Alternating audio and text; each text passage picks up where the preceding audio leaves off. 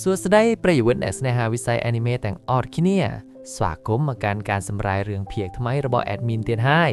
ថ្ងៃនេះយើងមកបន្តភាគទី4នៃរឿងស្នេហាលួចលាក់ដ៏ផ្អែមល្ហែមរវាងកំឡោះសាលាអ្នកលេងនិងក្រុមមុំសាលាអភិជនក្នុងភាគនេះអ្វីដែលគ្រប់គ្នារងចាំបានមកដល់ហើយគឺតួឯកប្រុសរៀនតារ៉ូនិងកោរូកូបានណាត់ជួបគ្នាតែទីញាក់ដើម្បីរៀនត្រៀមប្រឡងប៉ុន្តែភាពផ្អែមល្ហែមមិនទាន់បានប្រមាណផងក៏ត្រូវជួបឧបសគ្គធំគឺមិត្តភ័ក្តិសក់សមុខងាប់ស៊ូបារូមកហាមឃាត់មិនឲ្យពួកគេតាក់ទងគ្នាតើរៀនតារ៉ូនឹងដោះស្រាយបែបណាតោះកុំឲ្យខាត់ពេលយូរទៅទស្សនាទាំងអស់គ្នាបាក់ឆាកមកភ្លាមគឺឃើញរៀនតារ៉ូភ្ញាក់ពីដេកតាំងពីព្រលឹមម៉ោង 7 ព្រឹកមើលមុខគេចោះភ័យផងរំភើបផងព្រោះថ្ងៃនេះជាថ្ងៃសៅរ៍ហើយក៏ជាថ្ងៃដែលគេត្រូវណាត់ជួបកោរូកូដែររៀនតារ៉ូមកដល់ស្ថានីយ៍រថយន្តស្មានតែខ្លួនឯងមកលឿនហើយតែតាមពិតកោរូកូមកចាំតាំងពីយូរម្ល៉េះគ្រាន់តែជួបមុខគ្នាភ្លាមពីអ្នកនេះនាំគ្នាអៀននិយាយគួរសមដាក់គ្នាបាទចាពេញហ្នឹងដោយមនុស្សមិនដែលស្គាល់គ្នាចឹង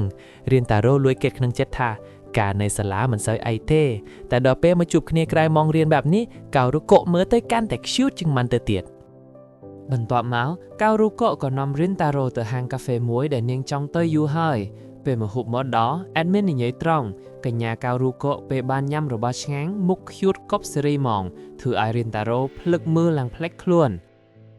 បន្ទាប់ពីញ៉ាំអីហើយពួកគេក៏ចាប់ផ្ដើមរៀនតារ៉ូឲ្យកោរូកូជួយបង្រៀនលំហាត់គណិតវិទ្យាតែពេលកោរូកូអនចូលមកជិតដើម្បីមើលសៀវភៅក្លិនខ្លួនក៏ក្រអូបបេះដូងរៀនតារ៉ូលោតខុសចង្វាក់មុខឡើងក្រហមស្ទើរតែរៀនមិនចូលទោះជាយ៉ាងណាក៏ដោយពួកគេពិតជាមានក្តីសុខណាស់ដែលបាននៅក្បែរគ្នាឆ្លៀតពេលសម្រាប់រៀនតារ៉ូក៏ឆ្លើយសំណួររបស់កោរូកូថាហេតុអីបានជាគេត្រូវប្រឹងប្រែងរៀនយកពិន្ទុល្អម្ល៉េះរៀនតារ៉ូប្រាប់ត្រង់ថាបើគេធ្លាក់គេនឹងត្រូវរៀនសងហើយអាចបានទៅចូលរួមពិធីបុណ្យកីឡាជាមួយមិត្តភ័ក្តិទេគេចង់បង្កើតអនុស្សាវរីយ៍ល្អៗជាមួយមិត្តភ័ក្តិកោរូកូលឺហើយសរសើរថាវាជាហេតុផលដ៏ល្អមួយបន្ទាប់មកកោរូកូក៏បាននិយាយការពារមិត្តភ័ក្តិរបស់នាងគឺស៊ូបារូនាងប្រាប់រៀនតារ៉ូថាតាមពិតស៊ូបារូជាមនុស្សល្អទេហើយមូលហេតុដែលស៊ូបារូស្អប់ប្រក់គឺដោយសារធ្លាប់មានរឿងមិនល្អពីមុនមកកោរូកូអរគុណរៀនតារ៉ូខ្លាំងណាស់ដែលមិនបានស្អប់ឬវាតម្លៃស៊ូបារូទោះបីជានាងនិយាយសម្ដីអាក្រក់ដាក់កាយពីលើកមុនក៏ដោយនិយាយចប់ការណាត់ជួបក៏ត្រូវបញ្ចប់កោរូកូបានហុចសៀវភៅកំណត់ត្រាដែលនាងខំសរសេរឡើងយ៉ាងលម្អិតជូនរៀនតារ៉ូយកទៅរៀនត្រៀមប្រឡងល្អម្លឹងរកឯណាបានលោកប្រាបន្ទាប់ពីបែកគ្នាជាមួយកោរូកូហើយរៀនតារ៉ូកំពុងឈរនៅស្ថានីយ៍រថយន្តស្រាប់តែស៊ូបារូដើរចូលមកទឹកមុខនាងឡើងកាចហើយនិយាយចូលសាច់ការហ្មងនាងបានហៅរៀនតារ៉ូទៅនិយាយគ្នាហើយសុំឲ្យរៀនតារ៉ូឈប់តាក់ទងកោរូកូទៀតទៅមូលហេតុដែលនាងលើកឡើងគឺសាលាគីខ្យោនិងសាលាឈីដូរីស្អប់គ្នាខ្លាំងណាស់បើគ្រូដឹងថាកោរូកូដែលជាសិស្សអាហារូបកម្មមកតាក់ទងក្មេងស្ទីលសាលាឈីដូរីនាងអាចនឹងត្រូវគេដកអាហារូបកម្មឬមានបញ្ហាធំស៊ូបារុធ្វើបែបនេះគឺដើម្បីការពារអនាគតរបស់កោរូកូស្មានតារៀនតារ៉ូខ្លាចឲ្យជួបតាក់ទងជាមួយកោរូកូមែនទេអត់ទេរៀនតារ៉ូតបវិញថាគេយល់ពីបំណងល្អរបស់ស៊ូបារុប៉ុន្តែគេមិនអាចធ្វើតាមសំណានេះបានទេគេប្រាប់ថាខ្លួនកោរូកូផ្ទាល់ជាអ្នកចាំងរាប់អានគេហើយគេគោរពការសម្រេចចិត្តរបស់កោរូកូរៀនតារ៉ូថែមទាំងនិយាយថាខ្ញុំជឿជាក់លើកោរូកូដែលប្រាប់ថាស៊ូបារុឯងជាមនុស្សល្អត្រង់នេះធ្វើឲ្យស៊ូបារុគាំងនាងនឹកឃើញអតីតកាលដ៏ឈឺចាប់ដែលនាងត្រូវក្មេងប្រុសធ្វើបាបហើយសើចចំអកដោយសារសក់ពណ៌របស់នាងកាលនោះមានតែកោរូកូម្នាក់គត់ដែលចេញមុខការពារដឹកដៃនាងហើយសរសើរថាសក់នាងហ្នឹងស្អាតណាស់សម្រាប់ស៊ូបារុកោរូកូគឺជាវីរនារីរបស់នាងស៊ូបារុភ្ញាក់ផ្អើលថារៀនតារ៉ូមិនវាយតម្លៃនាងហើយថែមទាំងការពារទឹកចិត្តកោរូកូទៀតចុងក្រោយនាងក៏អង្គុយចាំមិនអស់ចិត្តហើយក្នុងចិត្តរៀងទទួលស្គាល់រៀនតារ៉ូបន្តិចហើយថាប្រុសម្នាក់នេះមិនដូចពួកប្រុសផ្សេងទេ